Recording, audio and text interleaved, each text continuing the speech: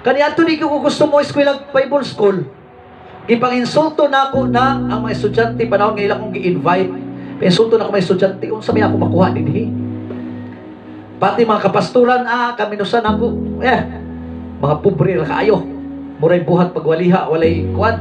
Grabe ko maka-persecute. Pero pag abot bitaw sa Espiritu Santo, na-change ang akong kasing-kasing. Gusto na ko ma-eskwela Bible School. Nalahi na ang ako ang goal. Nalahi na ang akong addiction, mga igsuon. Gani karon mag-upko ko, Lord. Tabangi mi, makahuman mi o sa katuig na naanay ministry. Naana ko'y daily ministry. Kaya na-addict ko sa matag-adlaw nga ministry. Tinood ang addiction, mga kaigsuunan. Basta kung ang Ginoo na mo'y mag-usab ka nato. Malahi ang ato ang addiction, ang ato ang goal. Mo gani nga niingon si King David sa 37:4 nga, delight in the Lord and He will give the desire of your heart.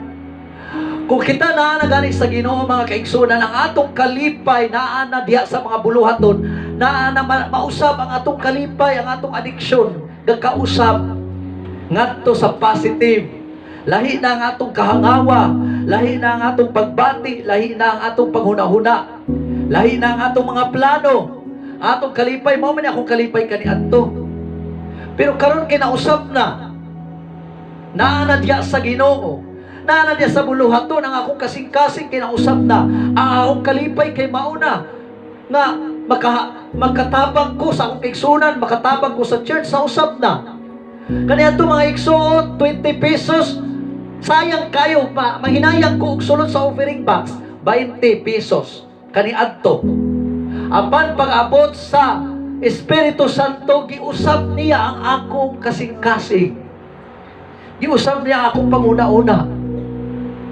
Di na ako kapaghinayang. Gani mo na akong tinguha.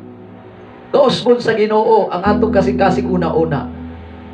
Trust the Word of God and trust the process and the works of the Holy Spirit.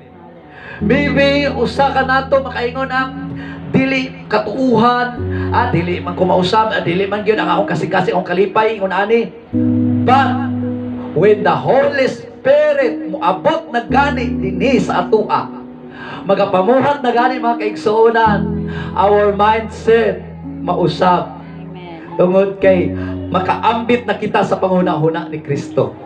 Sa 2 Corinto Kapitulo 2 versikulo 16, makaambit na kita sa panghuna-huna ni Kristo. Nga ang atong mga pagbati, ang atong huna-huna, sama na sa panghuna-huna o pagbati sa ato ang Ginoong Hesukristo, mga kaigsuonan.